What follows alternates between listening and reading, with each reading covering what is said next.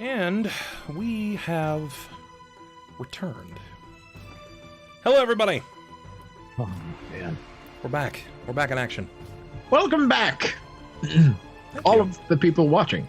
And Bubbernaut. I had to quickly gather my cold dinner and wolf it down. Yeah. The life of a streamer. Yeah, I'm absolutely starving, but... I mean, you can eat. I'm not going to be upset. Oh no, I smashed a muffin on the break. We had dinner later. We in this. I've got Girl Scout cookies. I have a lot of them. I'm so jealous. Dinner for now is Nature Valley granola cups with almond butter. I had 2 slices of pizza before this. Hell yeah. We are all so healthy. Yeah. Don't judge because Right we eat now, so this is healthy. far from it, but yeah, I feel it.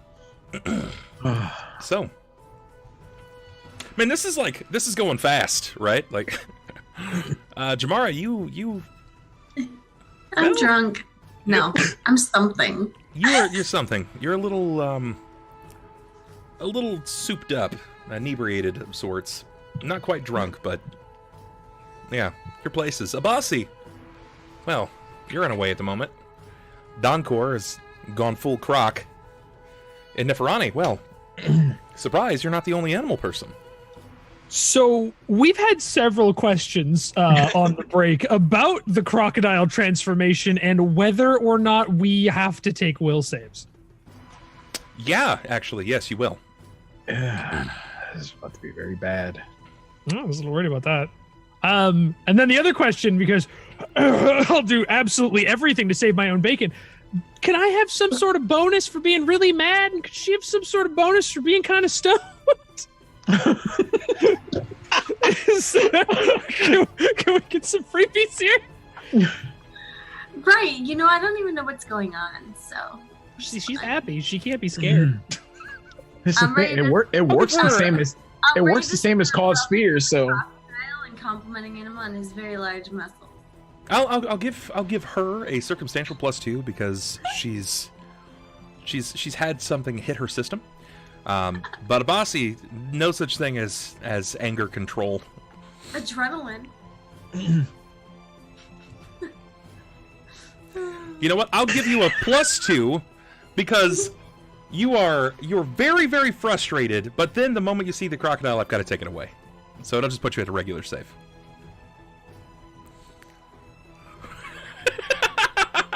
Wait a minute! That's a very flowery way of saying fuck you! You're right.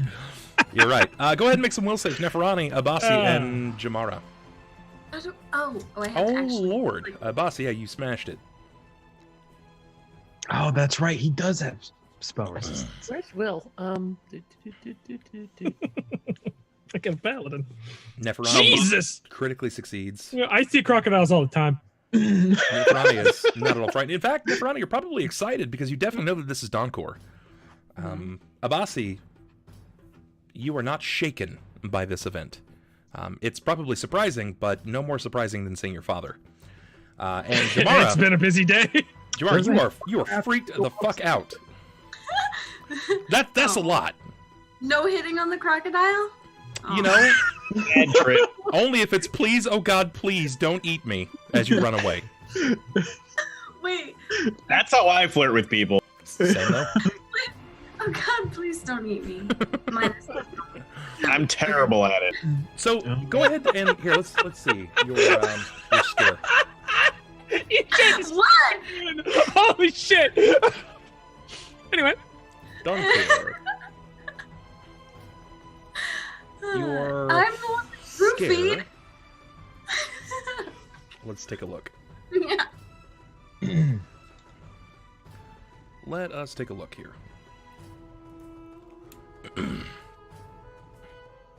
That's not at all what I Control-C. Here we go.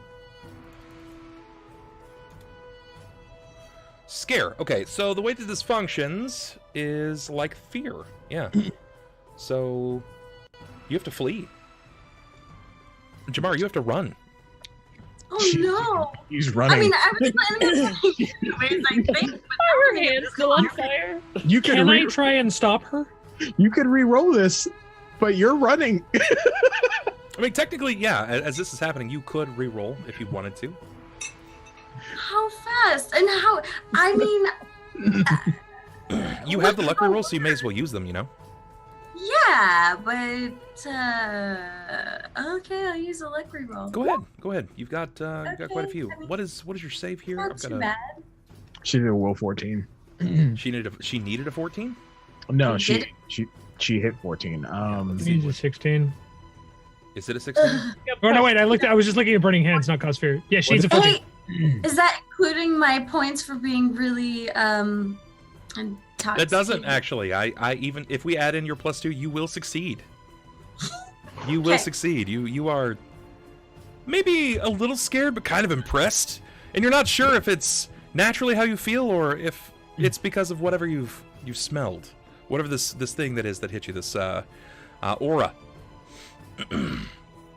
Yeah, that aura. But yeah. That big donk aura. Oh no! Oh no! I just used my trump card right now, man. Yeah, but people basically start sprinting away. Abasi, you and Neferani resist. Jammara is slightly shaking. She's like, oh. It's Donkor. Oh. Yeah. Well, it's- we gotta get the hell out of here. So I'm sheathing the sword, but carrying the shield because I might need it. Yeah. I'm gonna try and grab Jammara and get the hell out. Okay, Jammara. Abasi runs up to you and he tries to grab at you to pull you away. Do you allow him? No! What are you doing? I just said what I would have been doing. It's on fire and they're coming. We need to go. All right, where are you going? I'll follow you. What? I'm trying to go back to the hookah. Just go. So Jammara just starts hauling ass with Abasi. Neferani, what do? Do you run with them? Do you stay behind to? So Donkor is running with them, or is just standing there? Donkor, tell me, what do you do? This is the hard part because I think he's going to start running and try to calm himself so he shifts back. He's like the hawk. I think Abasi's gonna call for him In a way. anyway and be like,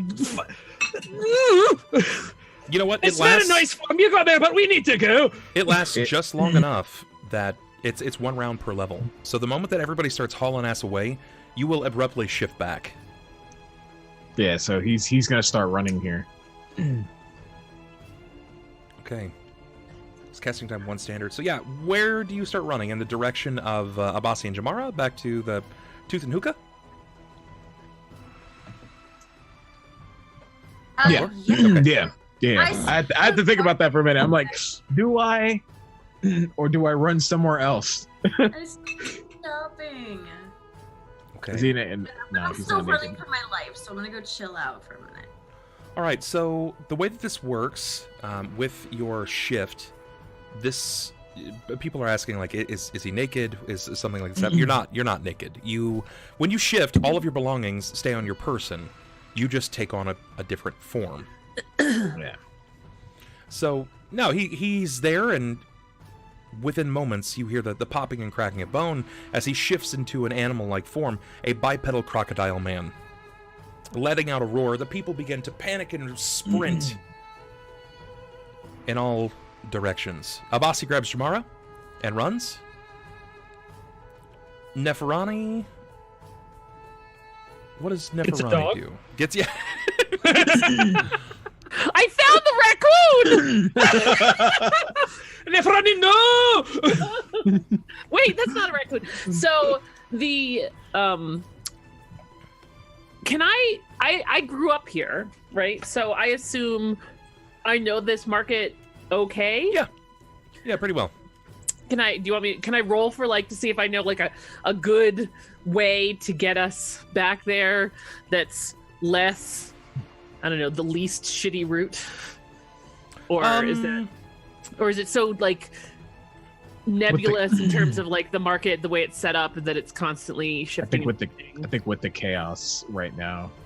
Yeah, it is very nebulous at the moment. You do recognize the area that you're at, and you are familiar with the individual that runs this area. He's very much like your traditional Don He leads a bit of a syndicate of sorts, and they aren't well liked, but people of seedier interests seem to find him out and seek out work. This is the area of the Pook, and you saw him briefly step out, and then when Donkor turned into a crocodile man, he ran right back in.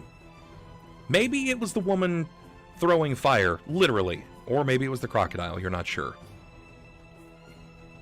All right, then I'm just gonna run after him. Okay. After them, all of them, like, with many questions. All right. Back in the house, back in your area you're staying in, into the Tooth and Hookah. I'm going to put this back on the Desert Monotony. You find yourself in a bit of a situation, Pilakka, as you're trying to get this basin prepared to make a stock of sorts for the potion. You hear a burble in the bottom of your cauldron, in your pot. And all that really remains, like you've drained off most of the liquids here, all that really remains is whatever reagents or extras you kind of dropped in. And as you're kind of, tilting and mixing this potion of sorts and preparing whatever it is that you may need for later use, you hear this burble from the bottom of your pot. Do you look inward? Do you pay no mind? Pilakka she usually will have like some kind of stirring implement, maybe just like something as simple as like a long stick. Okay. And she would just kind of scoop to the bottom and turn it over. Sure. When you kind of poke inward at the stew to kind of turn it over, the burble seems to erupt. Steam fires upward, vertical of the cauldron itself, and something grabs on to the stick in your hand. Like, you can physically feel that it grabs onto the stick from your palm. Do you release it, or do you hold on? Pilakka holds on with 2 fingers, just her forefinger and her thumb. Okay. Give me a strength check. Okay. It's not great. No, it's not. But you did okay. You managed to hold on, despite your lack of strength. It seems to fight against you for a moment, but eventually it releases. The stick is now free. When you return the stick, the gout of steam stops erupting from the cauldron, and when you seem to look at the end of it, there are bite marks in it. Many of them. They're sharp and pointy. Perhaps a hound, maybe a crocodile. Not like what you would expect to find in your cauldron. Definitely not your common reaction at all. Okay. Can I delve deeper into the meaning of this specifically to see what has caused this reaction? How do you do that? I would say she reaches into another pouch and grabs some powdered root of a foreign herb and throws it into onto the burbling, the little remnants of the cauldron. And then this causes like another wash of vapors, but the vapor will change color, and which color it changes on may tell her something. Sure. You know that this root that you use, it is a bit of a rare root in the area, so after using it, you'll have to take that away until you can find it again or something to replace it. But it was one of a primary reagent for you to create like hypnotics or something to that degree. Primary component for some of your hexes. Okay.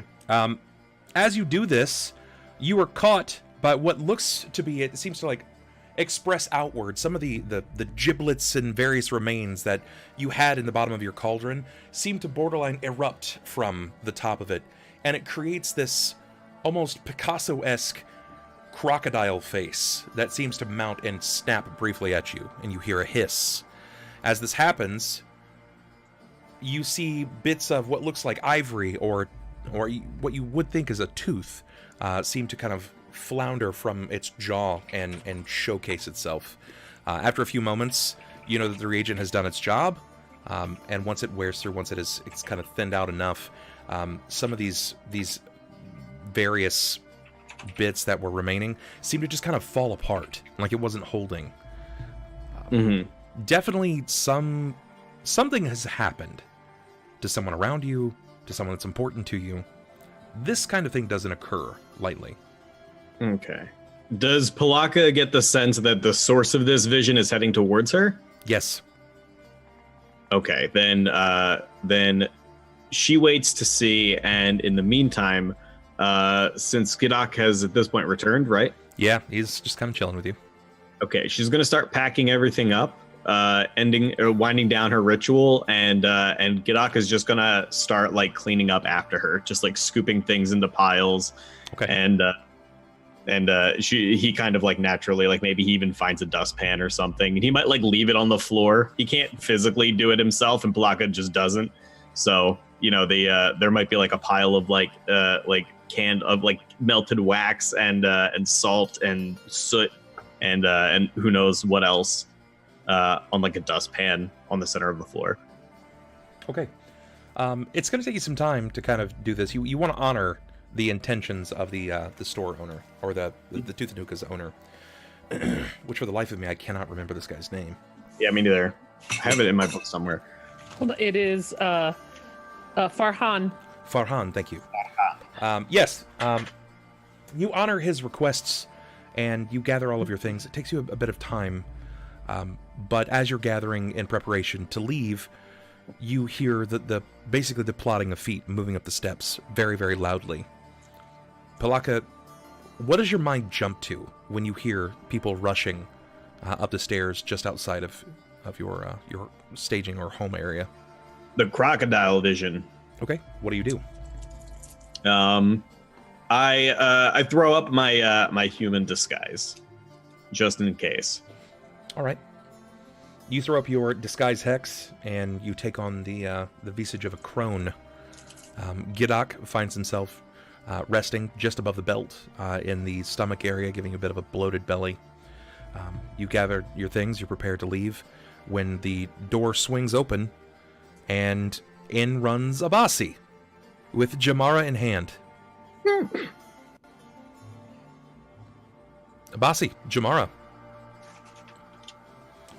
You found your way back to the Tooth and Hookah. You are convinced, and most certain at this point, that you have lost your father. I immediately 180 upon entering and stick my head back out to check and see if I can find either of our two missing companions. Okay. It won't take very long before Donkor will be also padding up the steps. Neferani in tow as well. Once everybody's inside, I'm going to make sure the door's locked. Okay. Yeah. I'm like trying to catch my breath, sitting in a chair somewhere. There's a chair, right? So we're in the large room, right? Yes. You. It's not so much. It's like the area that you're in right now is this here. It's like this primary area right there in the center. You have just caught the crone walking out of her room. She has all of her things. Is Donkor still in his alligator form? Negative. He dropped his alligator form after 1 round, so 6 seconds. Yeah, he's done at this point. He could keep it longer. I was just looking it up. He could have kept it longer, but he wanted to leave it, so. Yeah, it's X number of times per day you can remain shifted. Yeah. It's sort of like a barbarian's rage. Mm-hmm. Okay. I'm also putting some notes into my character sheet for you, Bub. Okay. I'm A-okay with that. So, as this has occurred, everyone has arrived. Pilakka, while perception's not exactly a key point for you, give me a perception, please. Something that you will have noted. Everyone is winded. They are beaten by the lengths of their own arms from running so intensely hard. And Pilakka, you will notice that as Donkor has arrived, there is something that sticks out this time, and you're not sure if he's disguised it up to this point. But as he looks around the room, gathering his breath, hands on knees, trying to relax and breathe from whatever has happened, Neferani's still there looking around, tail whipping, you catch Donkor blink. Not horizontally, or not vertically, but horizontally. An internal eyelid swings over from outside of the face to the in. out for a bit of a jog, are we? You can call it that, yeah, a jog. Just be glad you weren't there. I'm quite sure that I am.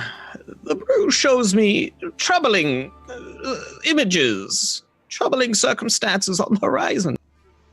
You wouldn't happen to be calling any attention to our cause, would you? I don't think I was the one who called attention there, but I will say that there was definitely attention.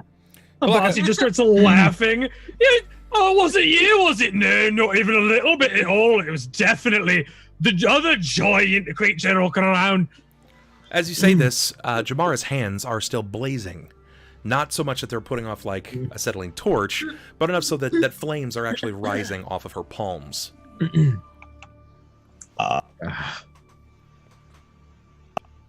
Pilakka, as she notices this, sort of abruptly grabs Jammara by the wrist and starts examining the fire, like just below where it's burning off of her.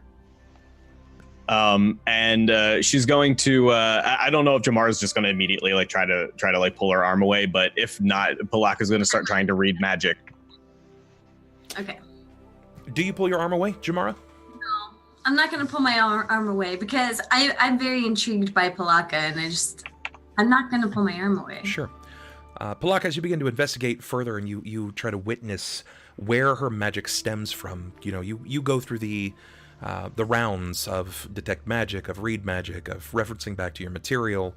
It's probably like a quick dreamlike state of sorts as you just watch and read. The only thing that you guys can see or hear is the lower portion of her jaw kind of click, and it ticks, and your best guess is, though she's taken on this form of the crone, that it's the Tengu beak just kind of shuddering as she's recollecting. Pilakka, it takes you a while, much like the ley line, but you finally hone in on the source. And the magic just flows through her. It's in her very blood. It's coded into her very person. This has probably caused her lifelong troubles. But right now, she has no real control of it. Have I met somebody with this sort of latent magical ability before? You tell me. Have you? Most likely, yes. She would have encountered, especially if there was anybody advanced enough to be like sort of delving into arcane planes where maybe they might have sort of like astral projection, cross paths. Sure. Or perhaps somebody of a similar nature who was born with magic powers and wanted to learn more magic powers and so came to her.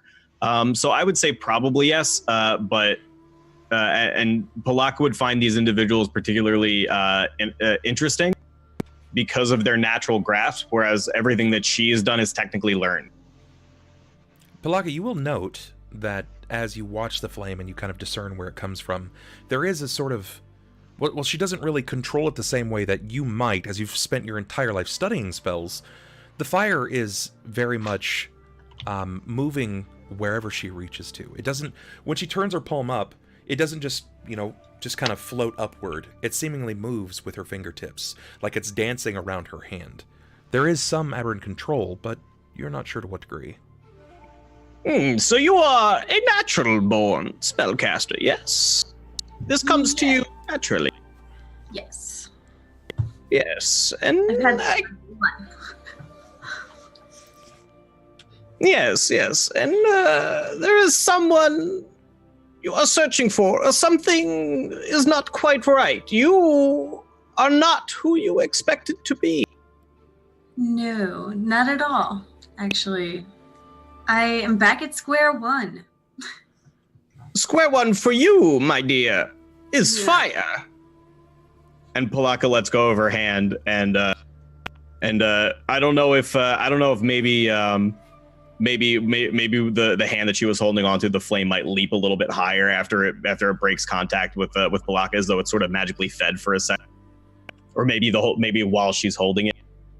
I mean, this is your guys' tale. I'm for it. You tell the story. If you're like, she sets forth a fiery inferno and the whole city is burned, it's like, well, no, that doesn't happen. I will say that oil. although Pilakka is I'll say that Pilakka, when she grabs it, although she's only reading it and she's being kind of like gentle about it, she's only like taking information in. Something about the contact of her hand causes the fire to burn brighter and stronger when she grabs Jammara's wrist, and when she lets go of it, it noticeably dies back down to the flame that it was, to the level it was burning at, equal to the other one. This isn't that far flung of a stretch, really. Truth be told, witches teach other witches how to do this by incantation and by the force of magic. They find a patron saint, and they praise upon them for so long that eventually they're gifted these arts. And Pilakka, they have traded to you information, and you have shown them how to do it. So maybe by nature, with your coven, you just pushed a little power that way. It just could be a part of you. So Jammara, you'll see that your flames, when she kind of holds on, the Bunsen burns brighter. You know, you've started emitting a flame of a brighter tinder, or like a much different color. But you see that it is enhanced. I definitely take note of that, and that is interesting to me, but I don't really say anything about it or anything. Although, am I still like intoxicated? It's lingering there. Like, you have control of yourself. It's just you're, for lack of a better term, you're aroused. I know. I'm just wondering who I should hit on. I was trying to figure out like how you technically don't have to, right? Like, that's just because your character is that way doesn't necessarily mean that you're like, hey, want to climb this tree? Let's go. No, like, shut up, old woman. I'm trying to find some vitamin D. Oh, Lord. No, it could be one of those things where you're very silent about it, or it's just kind of happening and you don't want to speak about it very much. But your cheeks are flush and your eye, like your pupils are dilated, and you can tell that you're under the influence. Nobody take advantage of me, please. Oh, God. Do you say that? No. Like, especially in that tone. Nobody take advantage of me, Right. please. It's like, all right, hey, Donkor, locking you in your room. Hey, we do still have that other room across the hall. When Pilakka touched her, did she notice that did she sense that she was under the effect of a mind-altering substance? Oh, you can sense it, right? Like, it's not so much of an immediate magical thing. It's one of those things that when you look at her face, she's kind of got like the doughy eyes, and her cheek is flush. It's okay. It's natural. It's natural for people to do the humans of any kind. Yeah.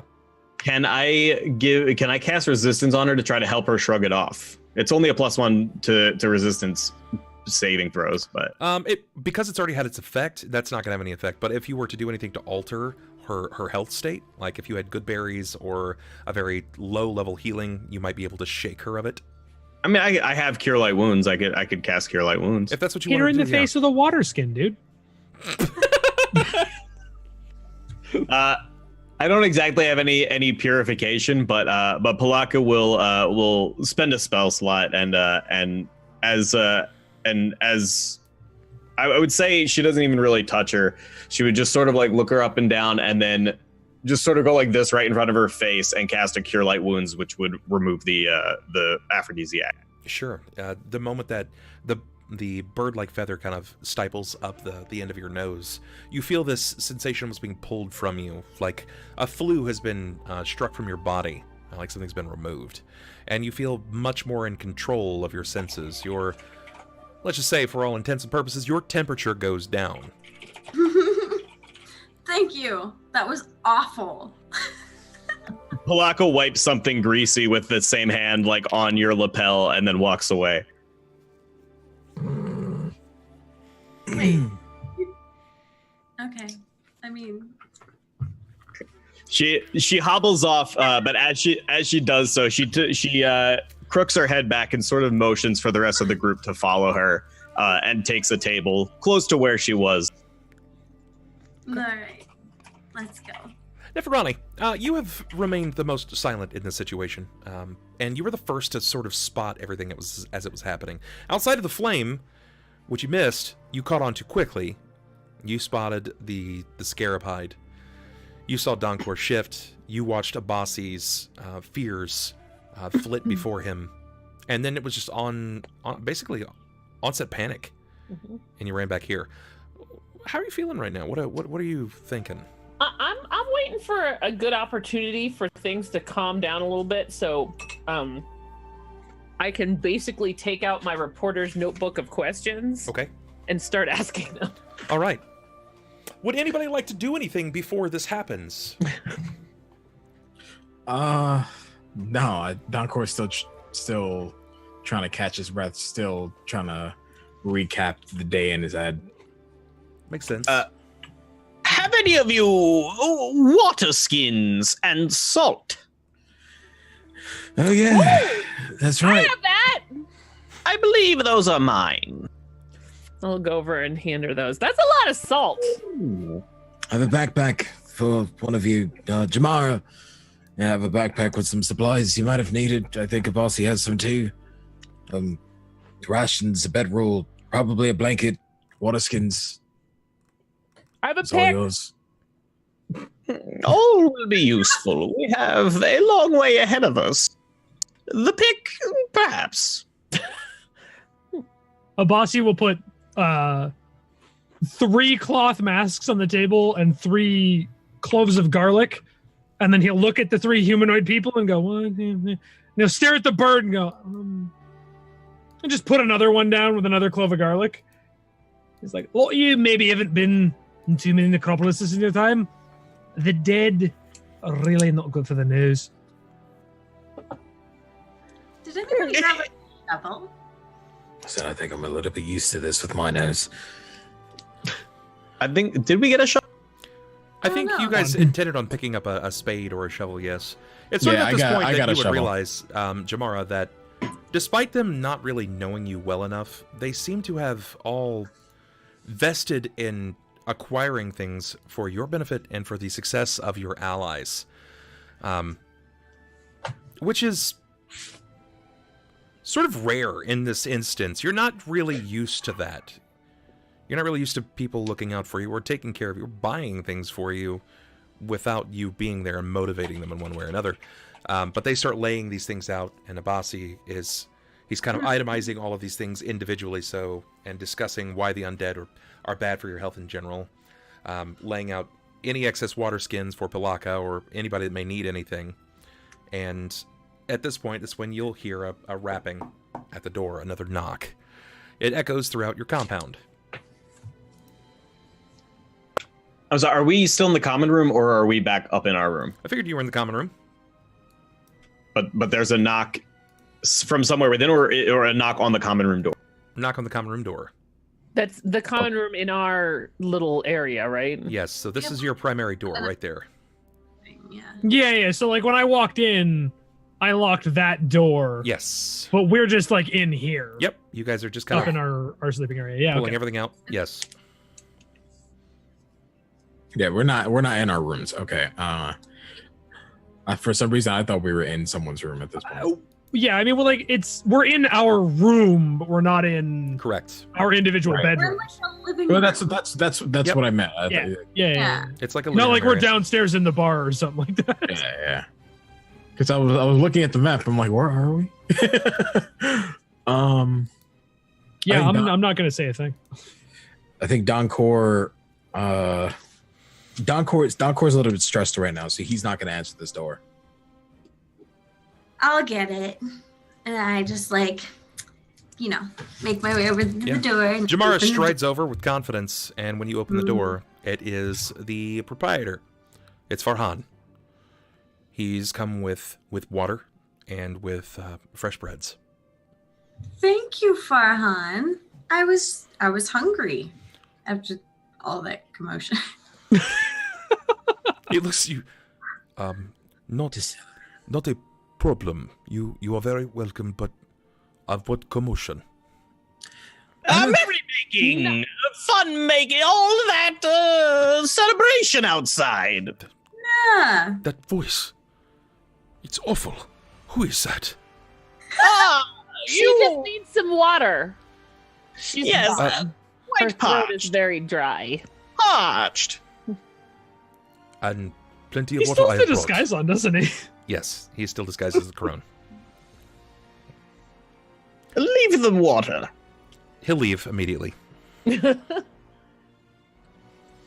have basically the equivalent of like a wooden cart. It's not like a wheeled cart. It's like a small staging tray with various vases of water.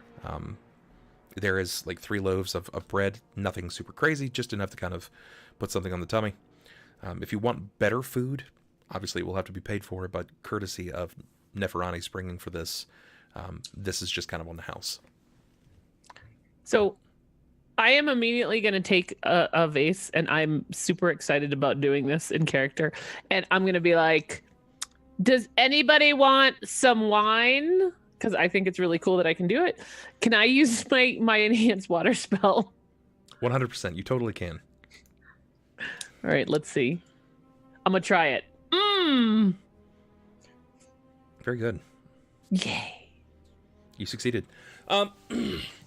So describe what this looks like. So the wild thing that I feel like a lot of people miss in the interaction of tabletop gaming is that magic is not just limited to the consistent interactions that we are used to. It's not like, I cast fireball. Right. It's not like that. Magic is indicative of the nature of its caster.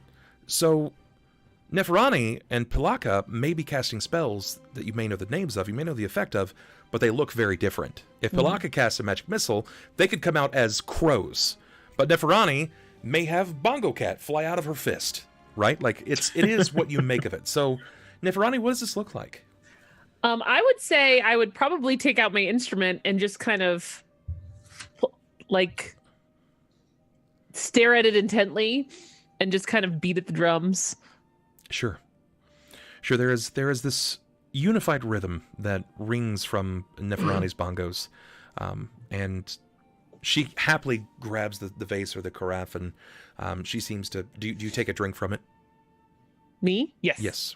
She takes a swill, the sip, and then she kind of holds it out. You can see that her lips have been pursed with something other than water. A few red droplets seem to fall from her almost natural mustache. Cat fur. Cat fur. Pilakka makes some tea with some of the water from her water skin. Okay. You know, I would like some wine. In fact, I think seeing the sights might have calmed me down a little bit. Don't you think, everyone? Yes. As he looks towards Neferani with the mustache on. Have a glass of wine. Yes.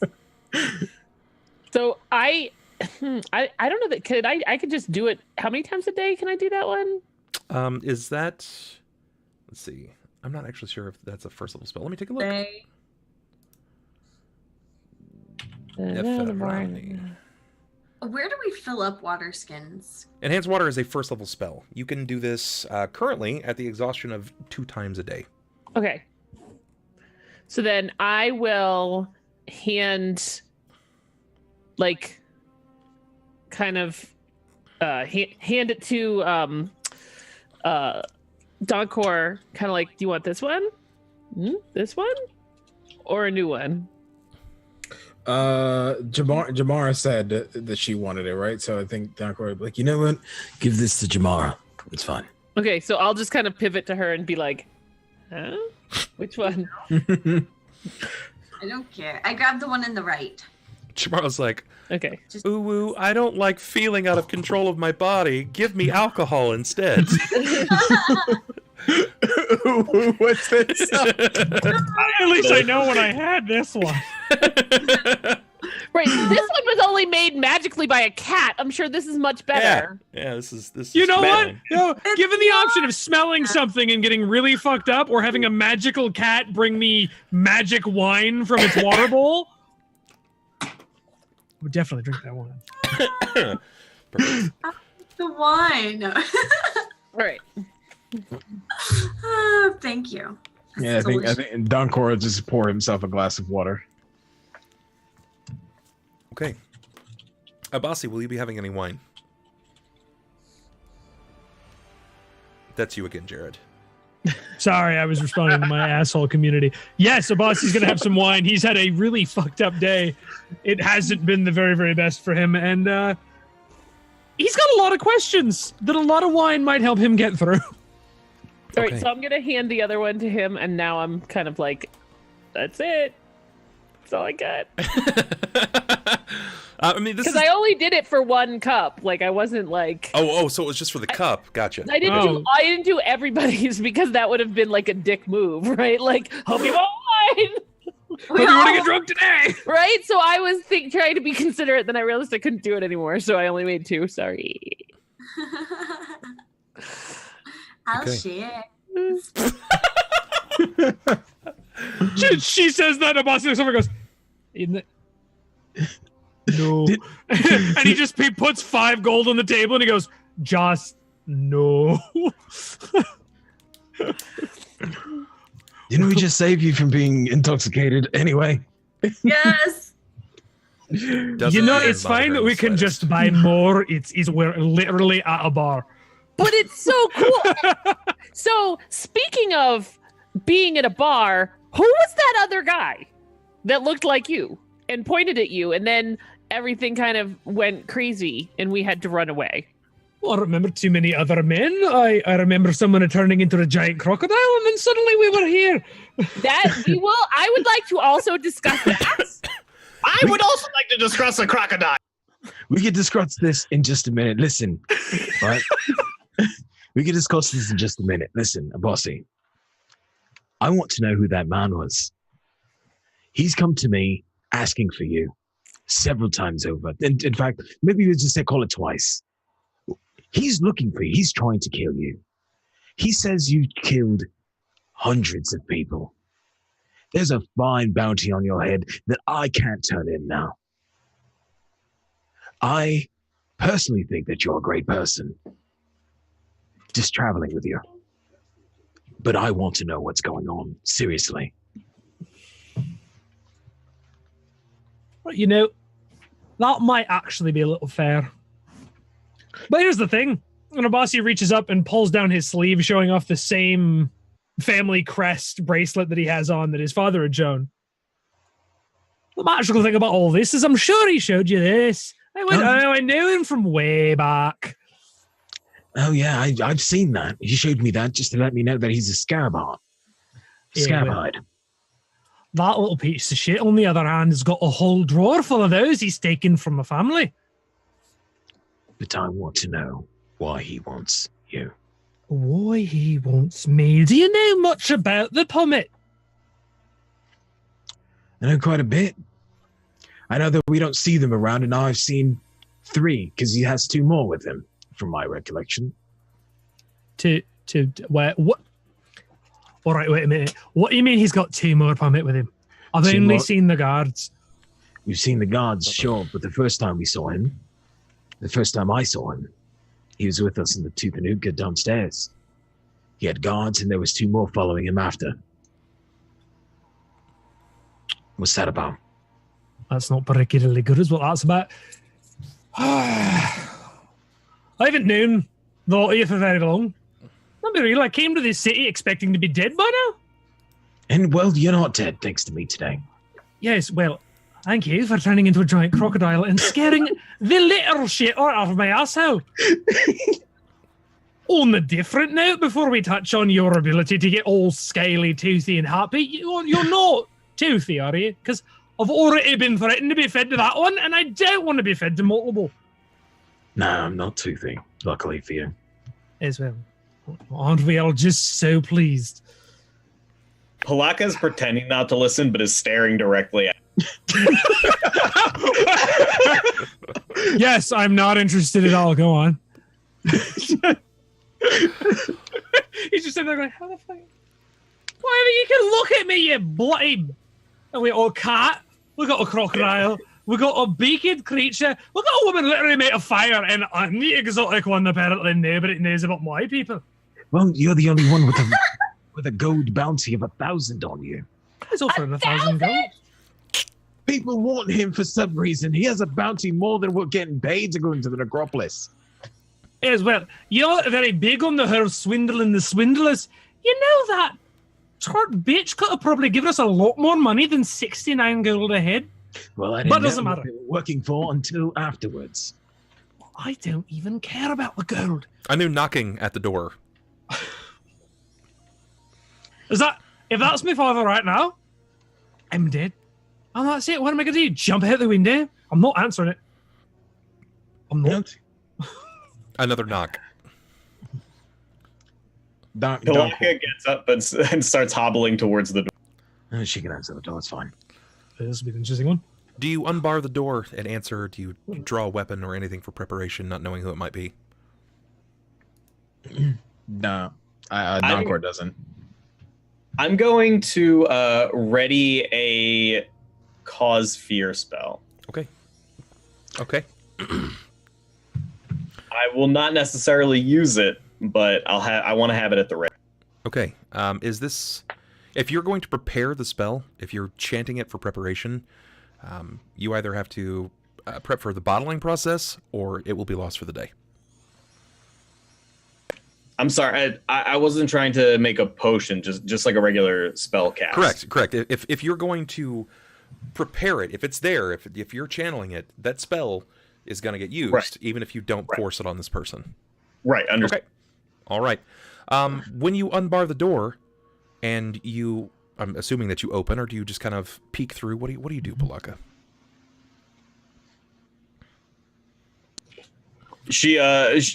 Is the door like fully barred? It is, yes. Okay, then she'll undo the bar, but then just crack the door out and peek her good eye out. Okay. When you crack the door, you see that Farhan is back, and his hand is raised, almost as if he's prepared to knock again. Yes? Who is it?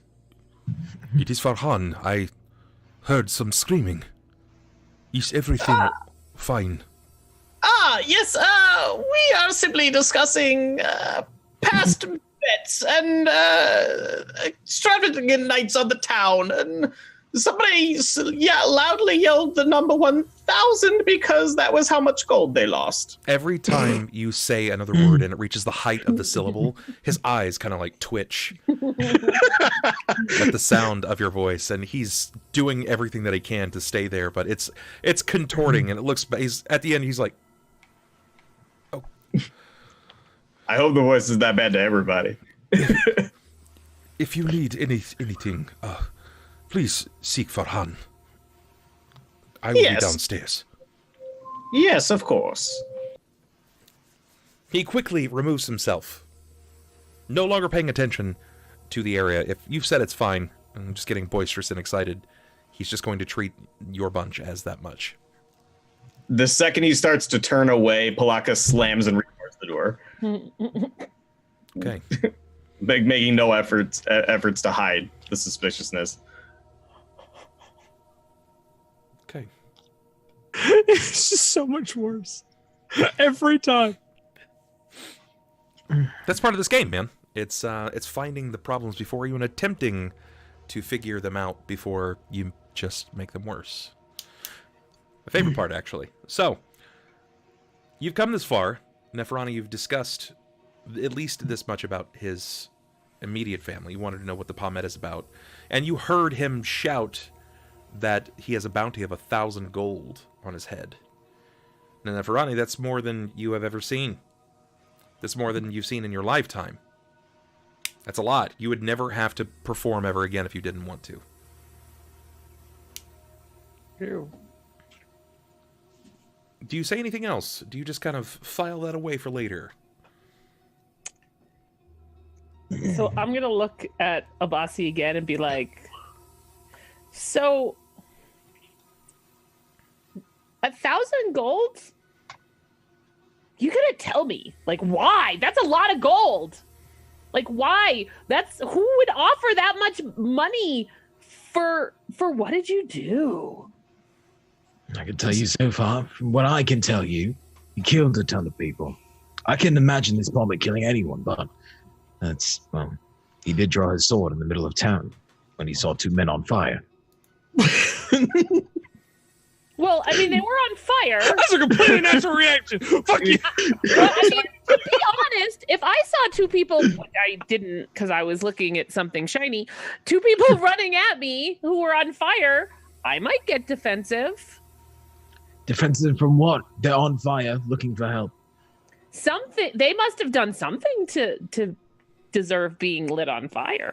Well, I mean, fair. Apparently, Jammara lit them on fire, but that's They deserve See, my point is proven. Wait, but why did you light them on fire? they tried to do unspeakable things to me, I think. You think? I don't know. I was wasted. They wasted Like me. chocolate wasted? Like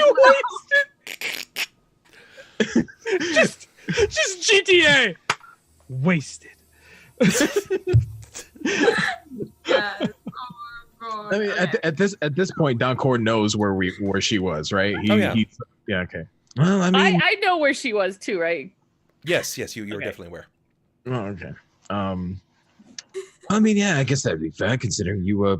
What were you doing in a harem? Looking for you. For me, what would I be doing in a harem? Well, no, to be fair, I would always expect him to be near a harem. What would you be expecting me there? I just peeked in and then I don't know, the smoke and then the big guys and then the fire. I'm just tennis matching watching this. Like par serve. What's going on? This is what happened. They got you wasted, and you just set fire to the whole bazaar. That's fair. Oh, I've hitched my horse to the worst possible cart. I'm thinking, Oh, it's the best. it's on fire. Well, don't hitch your cart not to the literal cart that was on fire. I just watched it burn. Did you see that? Not a single person like, water in the desert. Fuck it, watch it burn. Those guys dead. It's kind of the way it happens here sometimes. Palaka just like screeches from the corner. She's like, they deserved it. Well, I mean, they weren't the most liked group for the market anyway. Just to be wrong. But We need to go back to anyway, them, by the way. Wait. Why are you an alligator? Yeah. All right. Let's get full circle on this one for a second. You got really big teeth. do I? Do I have really big teeth right now? No, I don't think I do right now. No one ever said anything about right now. All right. I was there. I saw it. They saw it. It's not like it was a bad reflection in some gas from the swamp. No, I don't think so.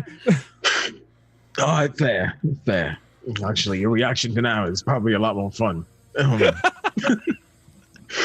All right, listen. I'm what you call a scale art. Scale arts are exactly what you saw. I mean, there's really nothing else you can say. I'm an alligator person if you're not really familiar with the terminology. We're not too common around here because more than likely you're not going to see them turn in the middle of a bazaar. That is so cool. What is the terminology? Crocus largus.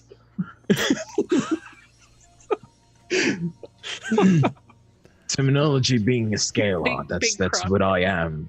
Donkor, you were always called a scale Big heart, croc energy. but the race of people is called skinwalkers. Yeah, he wouldn't know that they're skinwalkers because he was abandoned. Yes. So He he- knows that there are other scale hearts. But he's never been called a skinwalker before. Does the word scale heart mean a lot? Do you recognize the term? Oh, that's going to be a bit more of a stretch. You can make a knowledge check if you'd like. Which knowledge check do you think would apply here?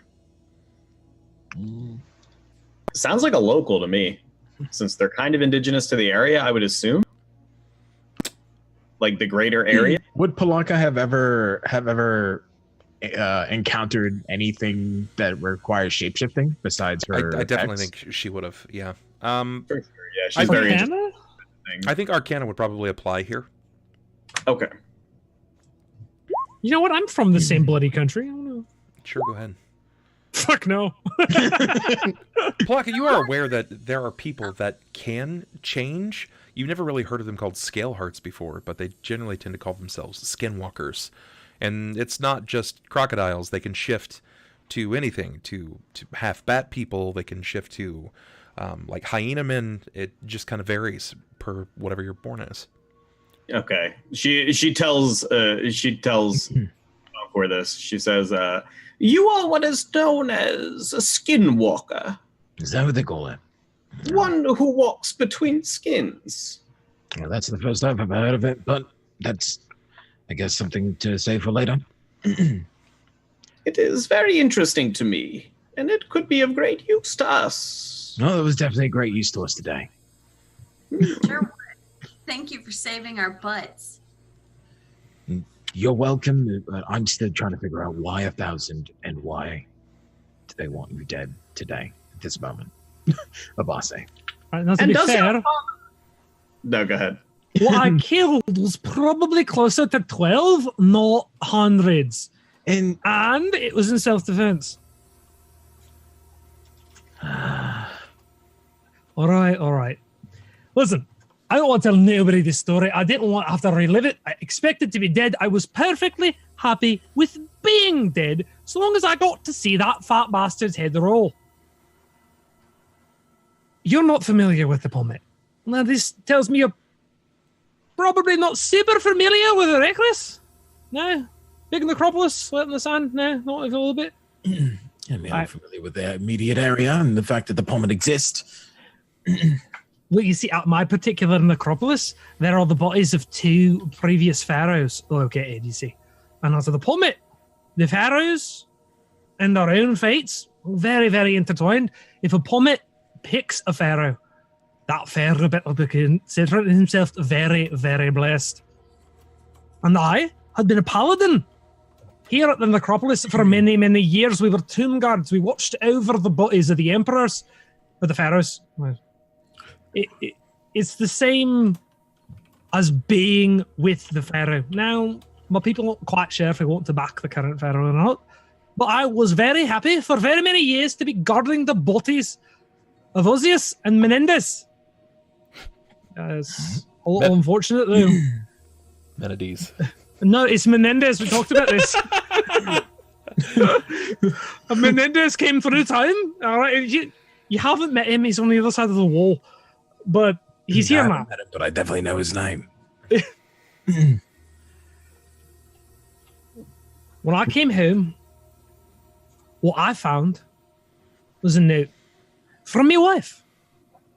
My beautiful, innocent wife. Well, this note explained to me that there's something going on down in the necropolis, and I needed to get to Menendez as soon as possible. But now when I got to Menendez, what I found was my wife already dead. And next to her, several of my closest friends already very, very dead. Now what I found inside of the tomb was that bastard you met down in the courtyard. Oh, my loving, beautiful father he is. Trying to resurrect the body of one of our pharaohs. Oh, boy. Now who do you think, when push comes to shove, and I've cleaved my way through his stupid cult, who exactly is at fault here?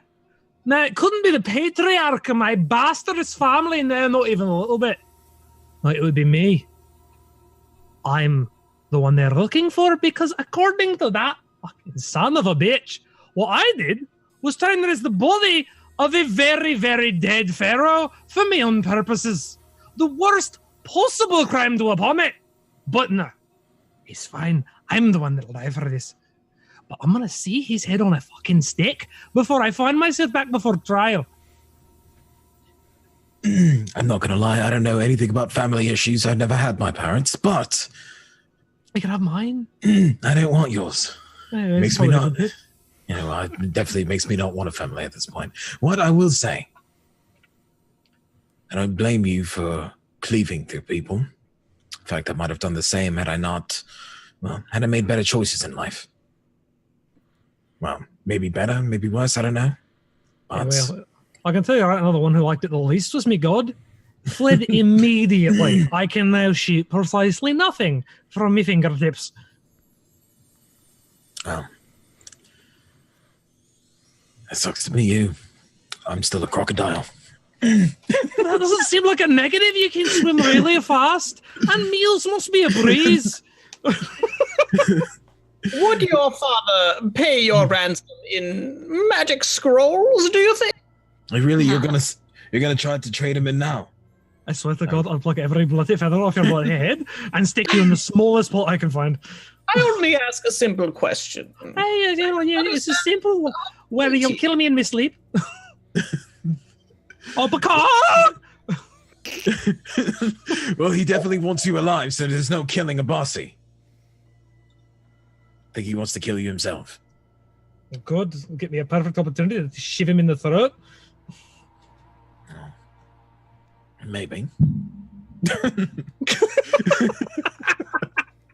It's so weird to go between like the really, really serious to like the oh fuck.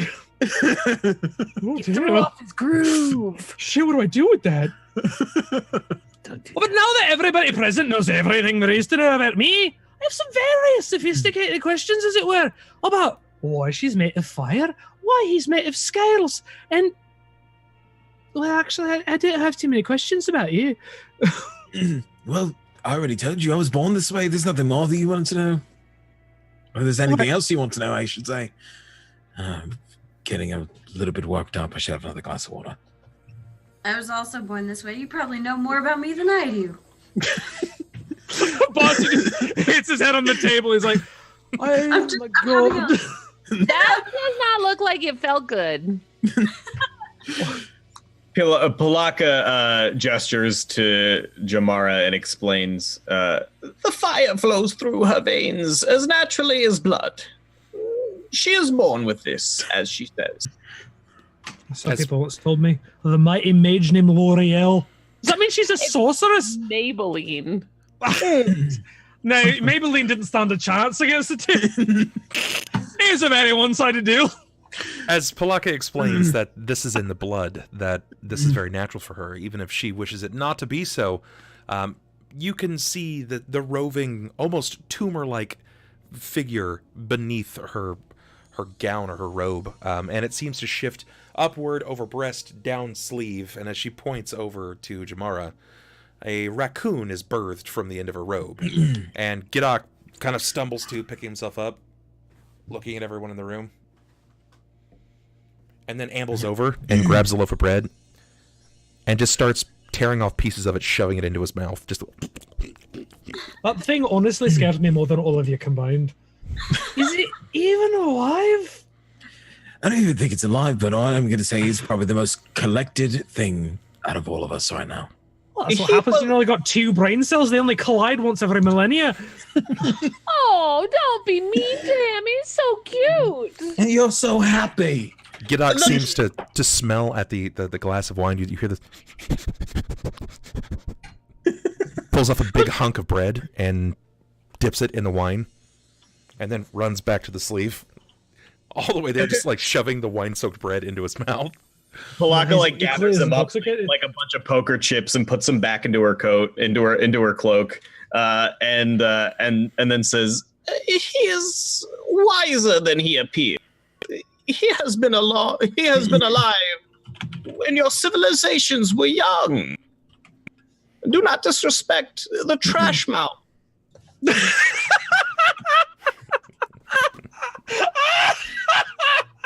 It's Deckard Cain! Do not disrespect the trash mouse! Sit a while and eat some trash. When did Deckard have a trash mouth? That's just what it sounded like when you said it. I just pictured him going, "You mean ID your items? Okay, trash mouse." That's a trash mouse. Perfect. You know, this is probably the most fun that I've had in, I don't know, probably a couple months. I'm very happy to know that the most fun you can have are when somebody is trying to kill you, someone you know, or set fire to everything. Well, it's definitely boring around here when you're not, running from things or someone's trying to kill you.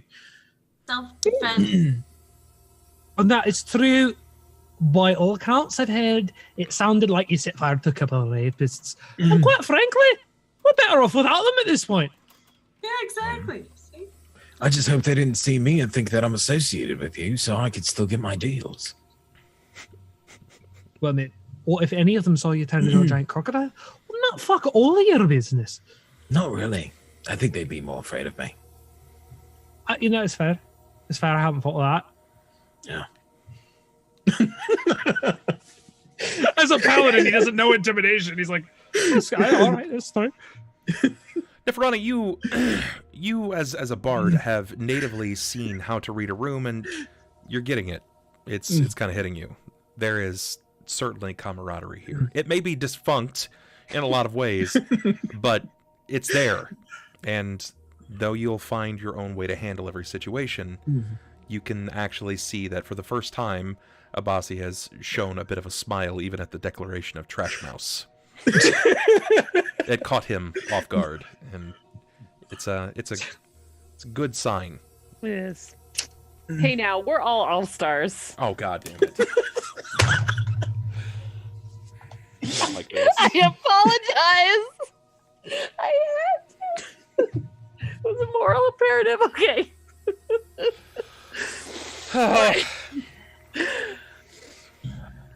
I'm just surprised I still have my clothes on.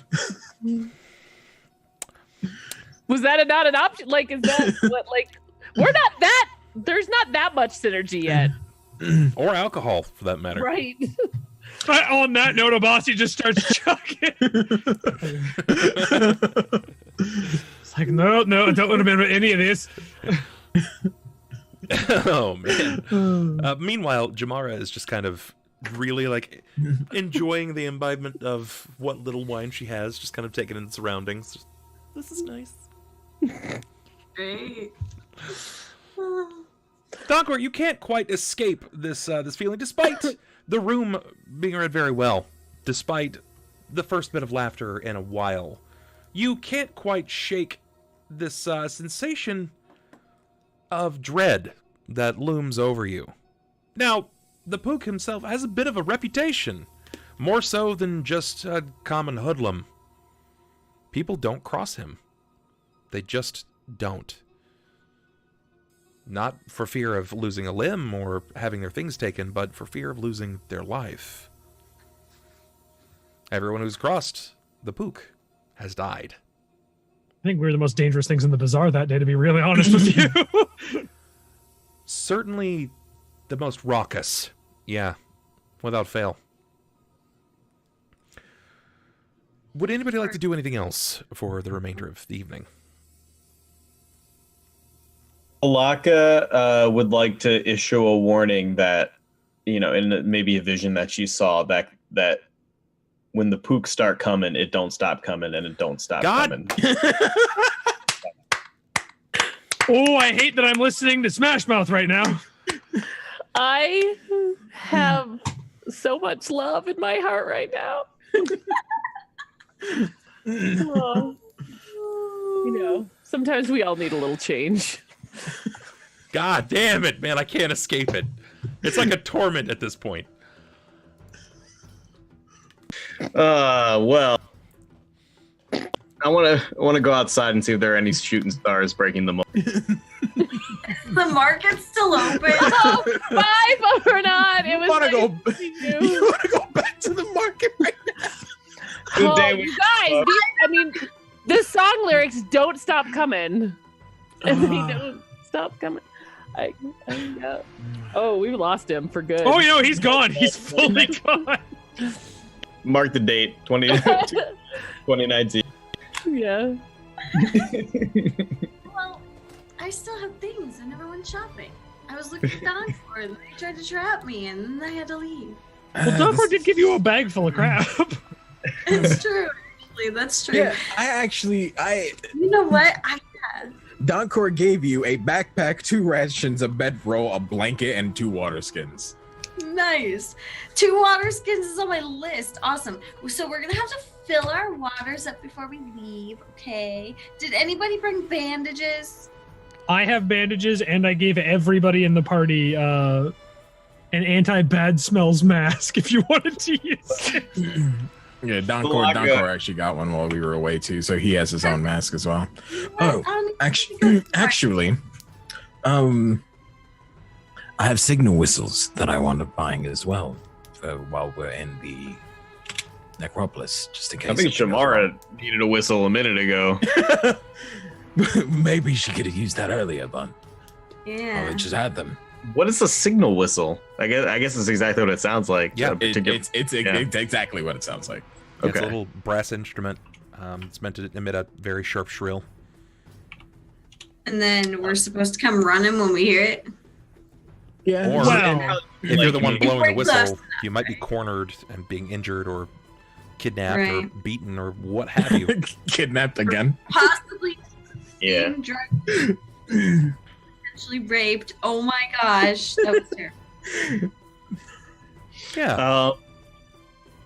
I would like to send Gidok out, either rummaging, or if people are going to the bazaar, then maybe send him along with like a pouch of gold to try to replenish some of the magical reagents that Pilakka has used so far. Sure. Even discover new ones if possible. You know, he should have a pretty good nose for magical attuned items or potential reagents.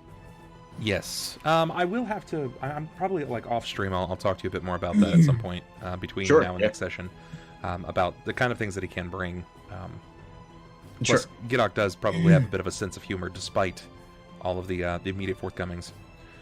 I think at this point, Donkor is also gonna be a little bit more precautious, and he's going to begin to unbar the door to make his way downstairs. Okay. Cautious or not, you guys have you've moved into the early evening. It's probably like 5 or 6 p.m. There's not a curfew or anything like that, but all things considered, staying in for the night might not be a terrible idea, especially if you have everything that you might need. Yeah, his objective is to talk to the proprietor right now. Sure, that's not going to be hard. You can reach out to Farhan with ease. Yeah, so he, I think I would assume that Farhan's at the bar right now. Yeah, Farhan is definitely in the bar. Okay, so he's gonna make his way walking toward the bar and try to wave over Farhan's attention. Okay. You draw his attention.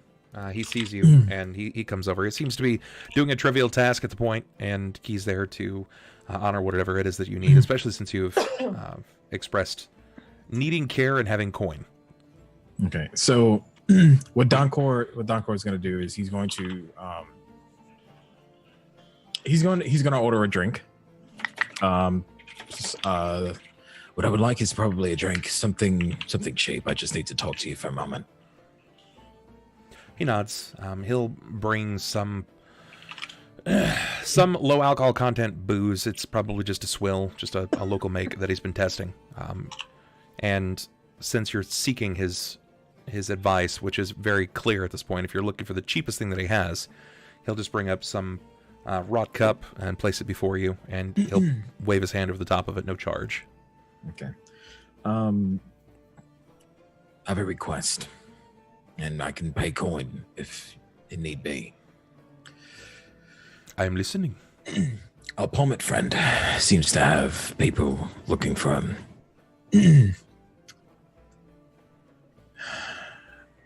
This indirectly involves me at this point. If someone comes looking for me or any of the persons upstairs, just tell them we're away for the night, just for tonight. We'll probably deal with them another day if need be.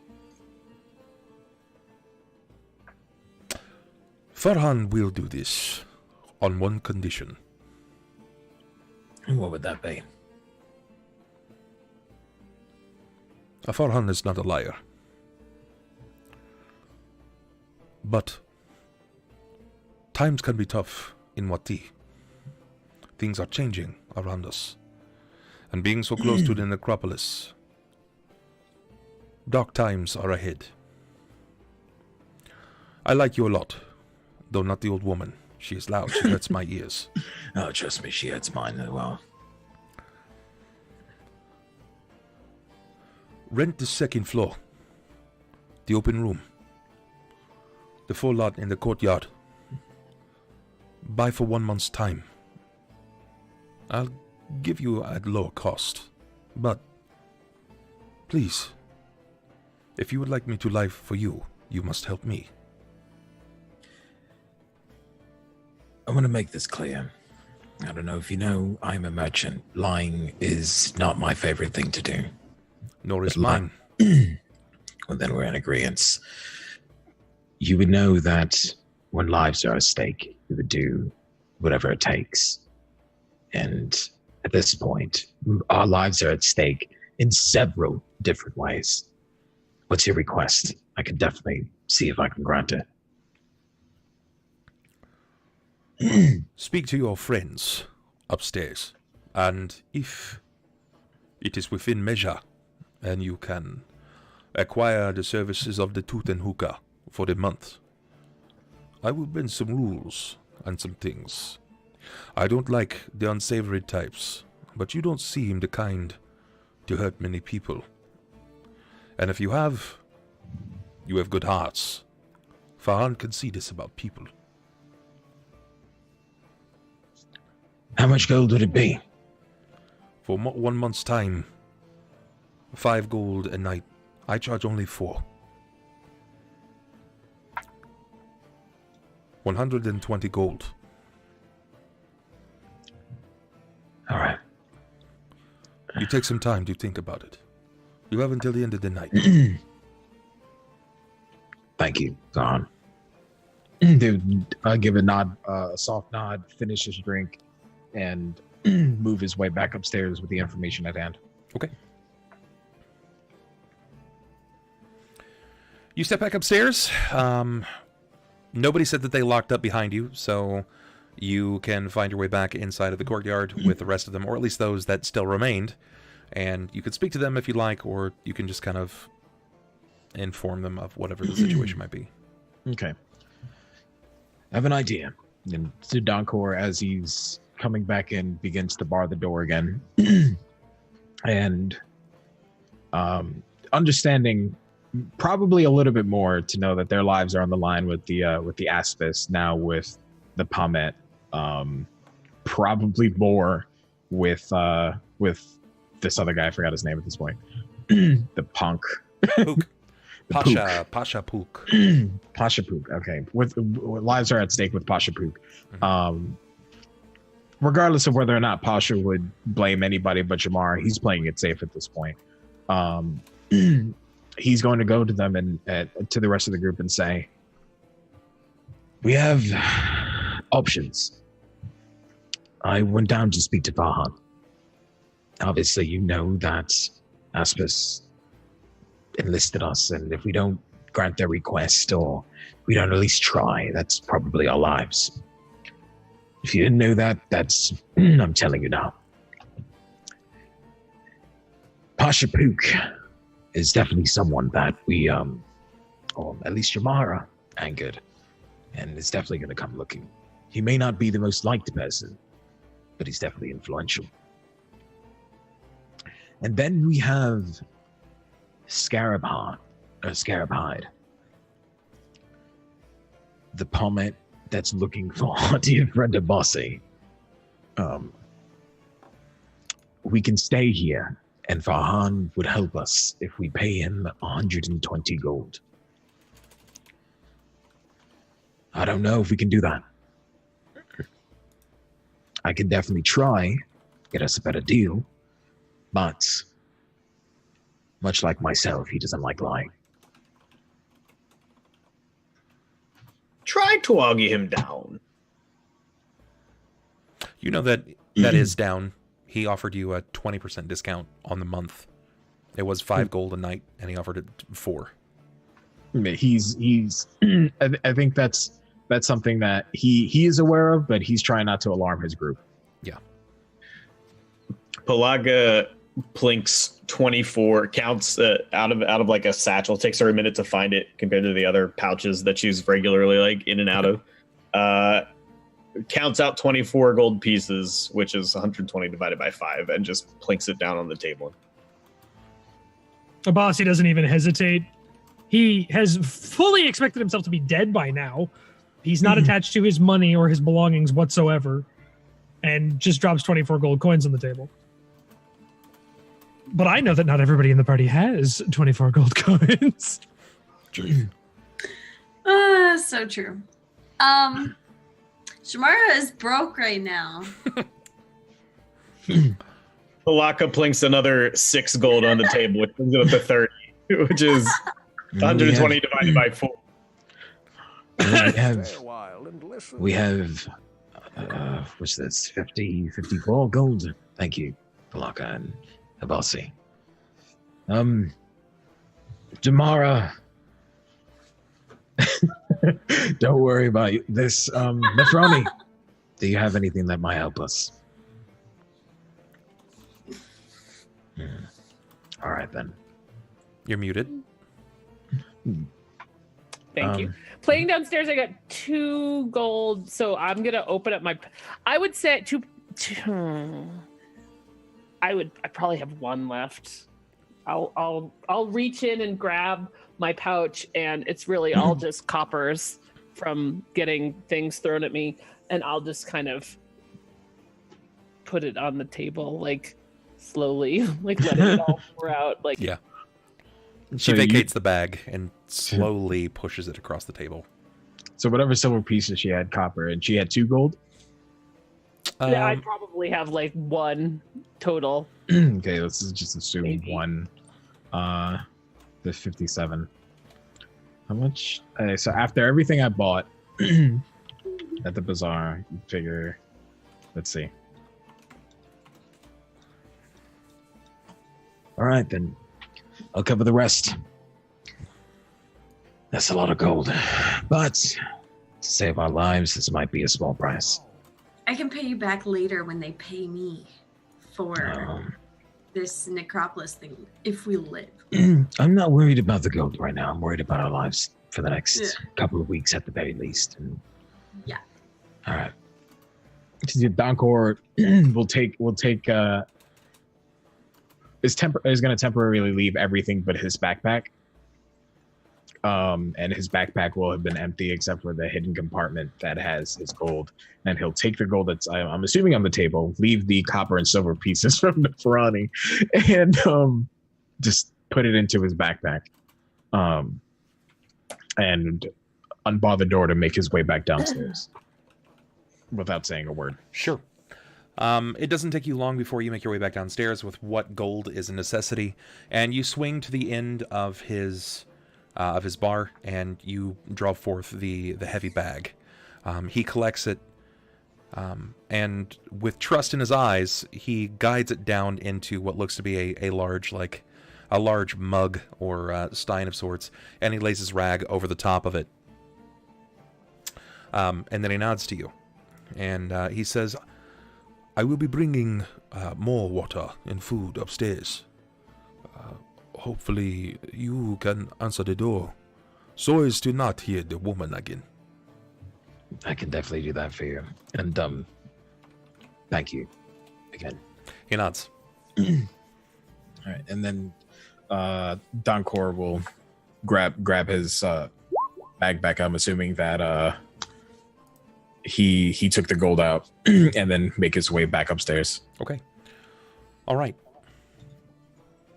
Any last questions between the lot of you for the evening? All right. And the silence is golden and deafening again. aside from Gidok scavenging, other than that. Gidok will be out running amok through the night, taking advantage of the darkness, which is totally fine. Yeah, it's assuming that each of you have found a room to bunk into. One of the rooms has 2 beds. I'm curious, on the floor plan, who has the uppermost left room? You guys should claim your rooms. Oh, jeez.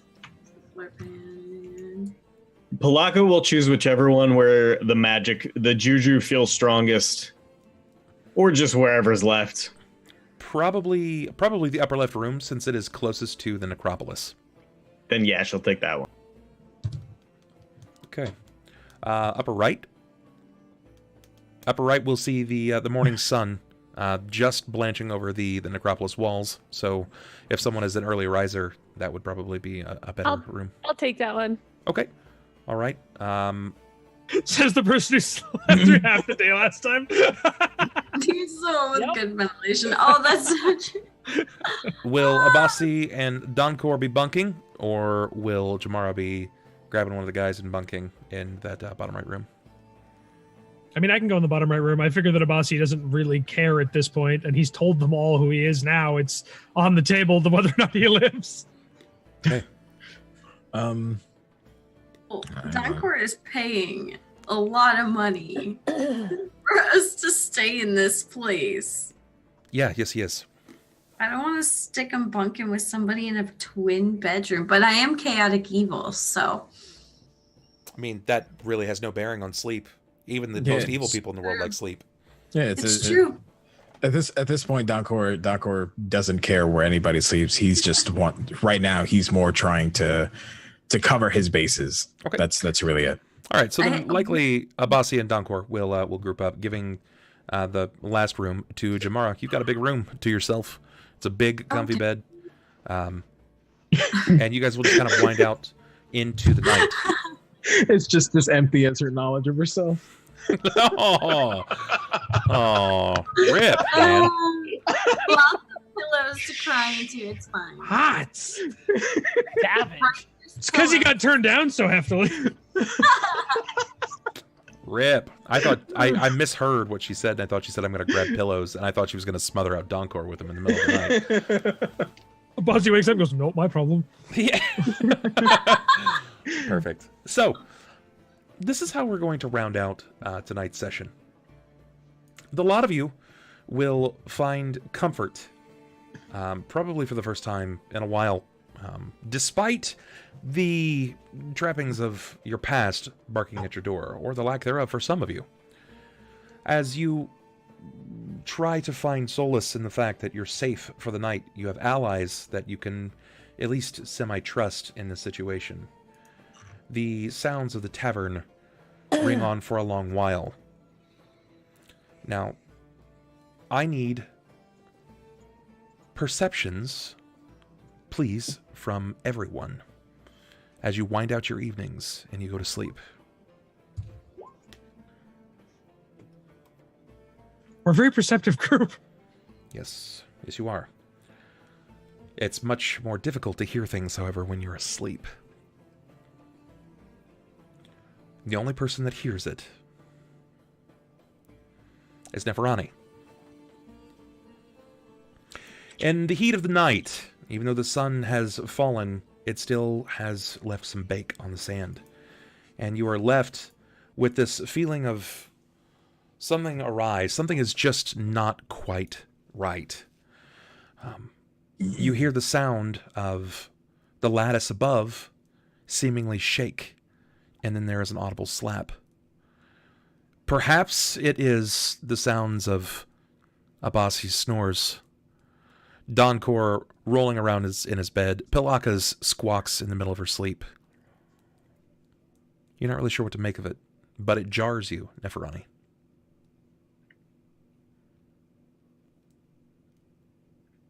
Do you wake up? Do you move about the study in the courtyard? Yes. I'm basing your sleep off me, and it's a joke that a train could go through the house, but if a door squeaks, I'm like, that's what I'm doing. Okay, all right. It's true. It's it's crazy. So yeah, I'm gonna get up but stealthily, kind of. Give me a stealth. Not excellent. Not I would excellent. like to re-roll. Go for it. More. You definitely do. Go for it. Better, yeah. You move, light on your feet. You're not really carrying anything. It's not useful to you to sleep in a bunch of clothes and a bunch of equipment and armor and what have you. So I'm assuming that you just move very light-footed to the doorway. Do you crack the door, or did you leave the door open at all? Was it open I at all? probably wouldn't have closed it. Okay. Give me perception as you peer outward. Okay. We have a lot of rerolls. You do in fact. Not a lot of time left. You don't? Sure, that's a good point. Let's do it again. Okay. All right. you do notice something. Reroll that thought back. You do notice something. It takes a moment of you kind of eyeing the surroundings. It's much like a cat watching and waiting to see something differ in the surroundings. And with a dust of wind that seems to roll over the top of this inn, the Tooth and Hookah, the lattice above that has been just kind of laid in, and it allows you guys the fresh air of the night to breathe cleanly. The lattice seems to slap to the wind. And it hadn't been doing that earlier, and there was wind earlier. You notice that something has been jarred in the lattice, and it's now standing. It's almost like it's arced upward at the corner of the roof. Leads to your courtyard. Do you investigate? Yes. Okay. Do you have weapon in preparation of anything eerie or wry? I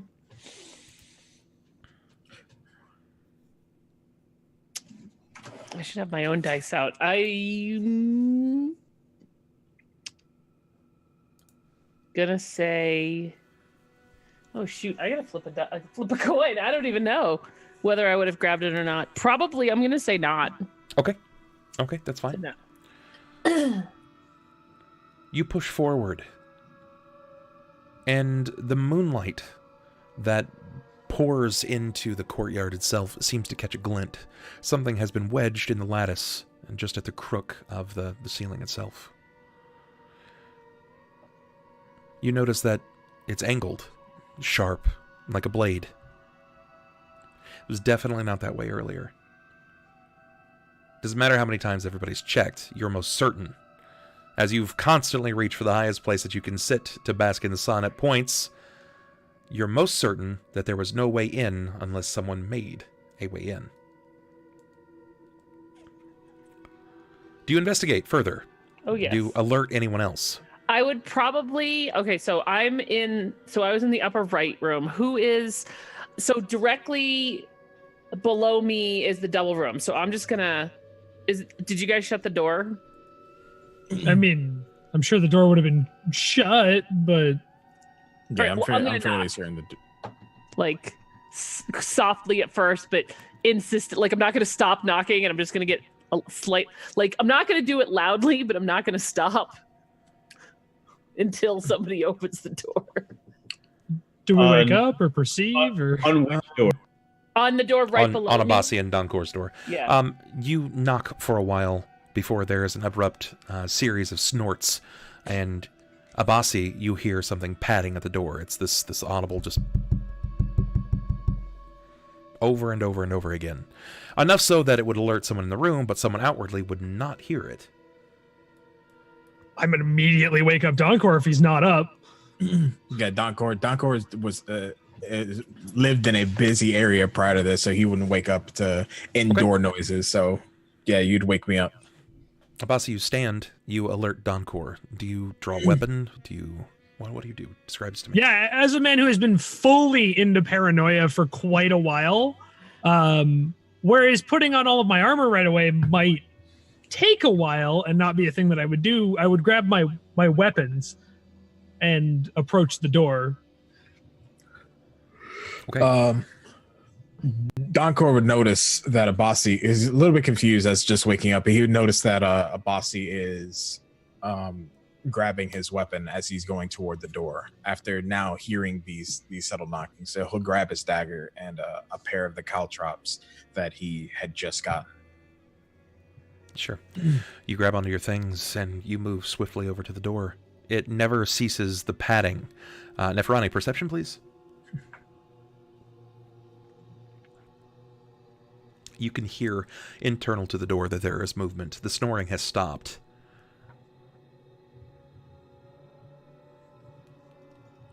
Do you say anything to them? I'm gonna keep knocking until the door opens. Until the door is not where I am. Okay. Abasi, Donkor, do you open? I think Abasi would be in front of me if he's waking me up at this point. So, okay. Abasi. Yeah. Gonna keep myself blocked with my shield and then try and crack the door just ever so slightly to see if I can see what the hell is making that noise. Neferani waits as you crack the door. Her hands up. She was just tapping. Yes? I'm gonna gesture at them, just like quiet, and point up at the lattice work. What's going on, Abasi? I'm a little bit confused. And I'll move out of the way so that they can come out. Sure. I'm gonna turn around and mimic the same, like she just said, be quiet, and then kind of like motion to keep low and open the door a little bit. Low for you is normal for me. So. As you begin exiting your room, it's this tension kind of lingers on, and it is a bit much, admittedly, and seems to only be distracted by the sounds of Pilakka just kind of pecking or micro squawking in her sleep. Kind of sounds like you squeeze a rubber chicken for like as hard as you can to get the last of the air. It's like,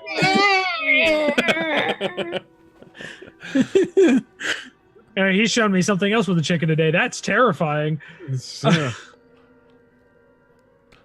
Do you press forward? Do you move over to Pilakka's area? You notice that the lattice, Neferani, is actually brought up. It's been tore upward at Pilakka's room.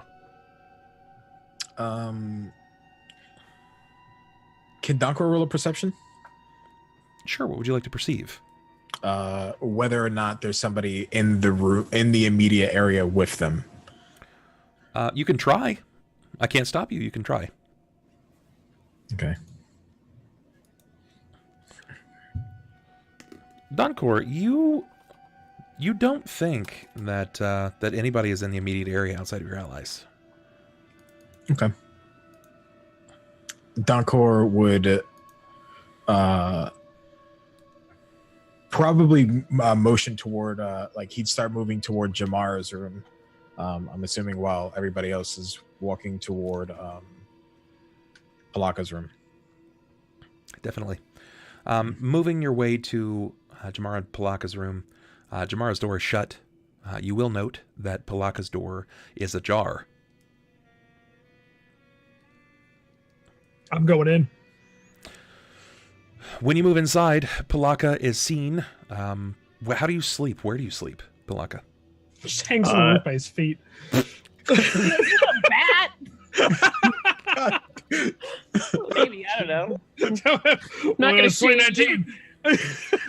she's sort of like bunched up into a ball in the corner of the room, like maybe on top of the bed if the bed's in the corner of the room, but like just somewhere where she can like sort of nestle and like lean up against the wall. Okay. Abasi, give me a perception, please. Oh yeah, no. How many of those do I have? There are 5 luck rolls. Wow!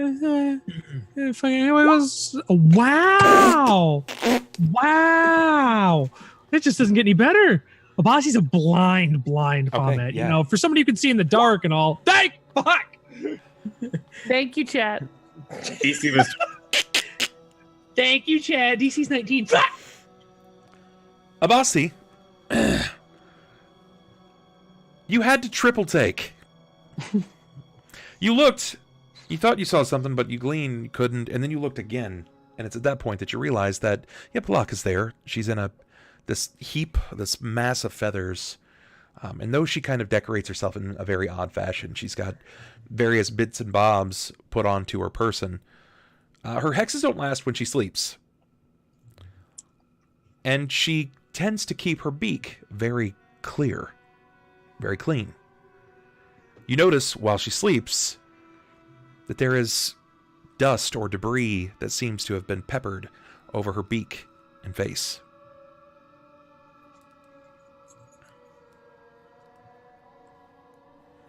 Bossy just kind of like reaches down onto the stuff he keeps on his belt.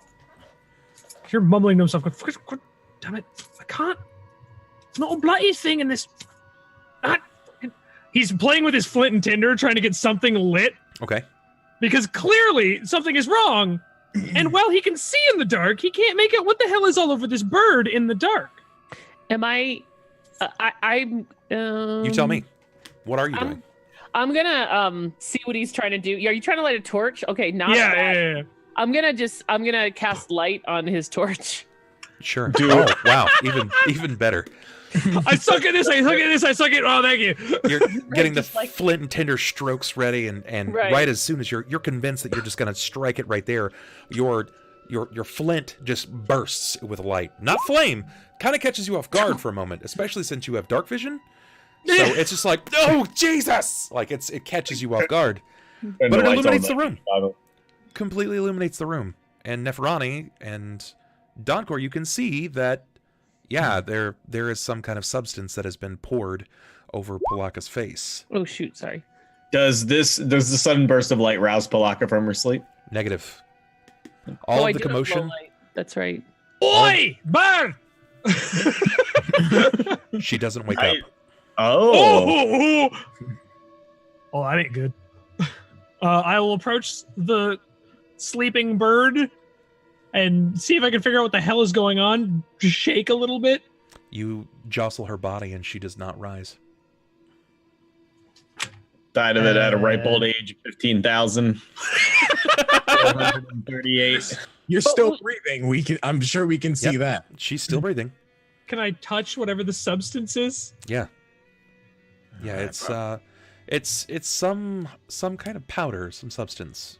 Unless you have knowledge nature or you have anything that might relate to poisons. Would dungeoneering relate to poisons? Ooh, that's a hard stretch. I could give it to you, but you'd have to roll real high. Nah, then. Y'all need to relax. Pilakka just decided in her old age now was the time for a cocaine habit. Knew it. I mean, I'm happy to. Go for it. I can roll. What did you say? Nature? Yeah, if you have a knowledge nature. Not with that, you can't. It's dust. It. Oh. Abasi's still around. It's not just. I'm No, gonna- it's dust. Yeah, it's dust. I'm gonna look up. Maybe it's from the lattice work. Like, it's schmutz. What the hell's that raccoon anyway? All right, Jammara is now woken up. Okay, because there's a bunch of commotion. Yeah, happening. there is We're commotion. right next door. Mhm. So I get up and I go in there, and there's Pilakka. But yeah, Pilakka is lying there in a heap. She's very much alive, but she's not waking up. And there is a substance that seems to be poured directly over her beak and face. Nobody knows what this is. Not the bloody clue. Maybe we could get off him. It's just a little rubbing scrub. Well, the only thing I'm good at is knowledge arcana. Can I roll that? What if it's magic? This is Wait, this that's not really magic. is definitely not. This is definitely not a magical thing. Donkor, I'm gonna give you a static check on this, just because of some of the events that happened in Wati. Give me a local. I was actually thinking that. Ooh. Yeah, Donkor. In Wati, the slave trade is apparent. It's definitely a thing. People come and people go, and people are bought and sold regularly, dependent upon their backgrounds. And sometimes those people that get bought and sold are people that are a bit more rambunctious or physically capable, so they have to dose them down. This looks like it. You're not certain, but if you had to guess and venture for an answer, this is something that might dose a person down into a deep slumber or a sleep. Just to be sure, I've never seen one of these things. That is, what a beak is a nose, right? I mean, I think. she breathes from it. It must be something. Is it a mouth too? Like, No, well, anyway, I wouldn't breathe that in if I were any of you. I'm pretty sure someone was here. Neferani, your ears instinctively pull back on your head as there's another clap from the lattice above just outside of her room.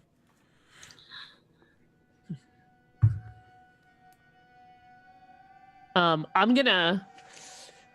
Can I see any? Can I roll a perception to see if I see anything, anyone? Do you have dark Like, vision? I have low light. Yeah, she has low light. And there is moonlight, so she has low light vision. You don't see anyone. There's no shadows. Nothing as far as you can tell. It's about, from your feet, it's about 10 feet upward to reach up to this area, which is not that difficult for you, Neferani. You're more than capable, but At this point, you might need a little bit of a boost, especially if you are afraid. I have dark vision. Could I see what was up there?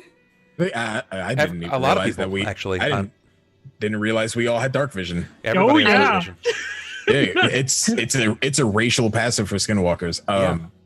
Yeah, you guys can actually see that there is some kind of blade. It is a curved and hooked blade that seems to be wedged in the corner of the roof where the lattice meets. Well, our dwarven friend definitely isn't tall enough to try to get up there. I think, Neferani, do you want to try to maybe go up there and see if you can see anything?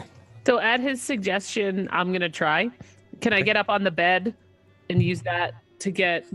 No, this is just outside of the room. The rooms themselves have that's right. solid roofs. It's only in the Okay. courtyard that I it's see. I lattice. see. What about the little fountain in the middle? Am I able to get on that and like climb to the top of I don't know, some Cupid thing that's on the top, or There's not much in the way of trim or anything that you could use to stand up. You're probably just gonna have to. I mean, unless you just have the sheer prowess to leap up there yourself, you're probably gonna have someone lift you upward.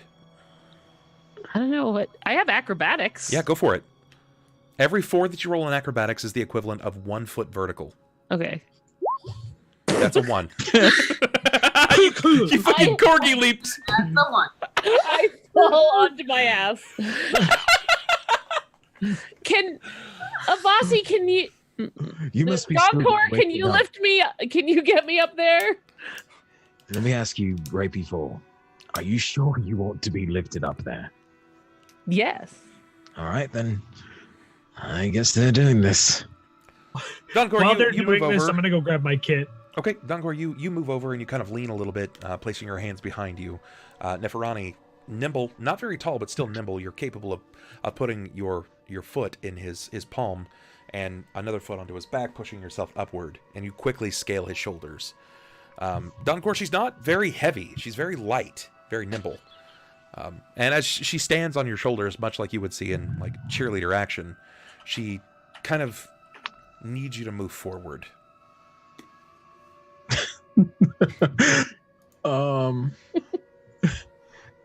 He's definitely. Oh my god. So she's not. Yes, right. So she's not very heavy though. No, she's not. Okay. Abasi walks back into the room holding his grappling hook, just out of view, watching. This is definitely a situation I never thought I'd be in. You want me to do what? You want me to move forward now? What? Oh, don't fall, please. As he slowly begins to take small steps forward. Honestly, forgetting that she's a catfolk. Probably. I'm just gonna let you know that these gifts right now are exactly how the rest of this campaign is gonna go. That cat is I feel it's my Patronus. What? Oh my goodness. Perfect. Okay. So you take baby steps over to the wall, and Neferani, you're capable of putting your hands up on the wall itself. You instinctively, your claws kind of come out because you know it's a bit of a balancing act. Inevitably, unless you focus on it, your claws are going to come out. You are about, I would say, 1.5 to 2 feet away.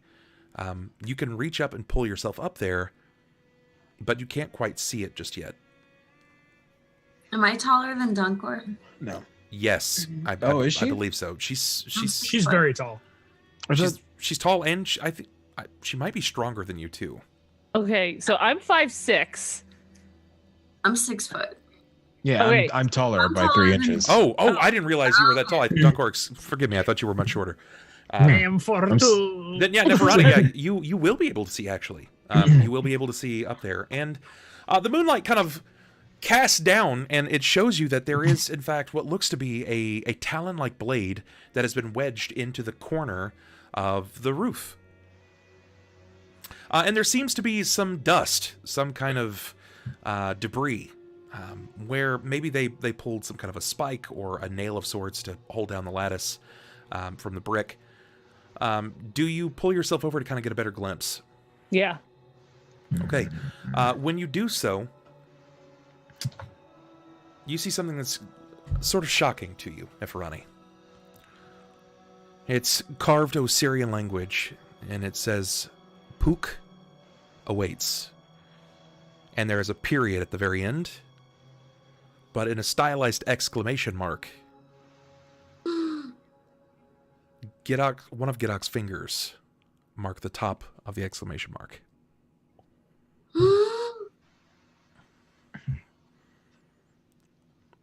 The hooked blade marks the beginning of the statement, and one of Gidok's fingers mark the end. And that's where we're going to call tonight's session. I got my son. God dang it. A whole finger, not just a So finger. Ramsay Snow has the raccoon.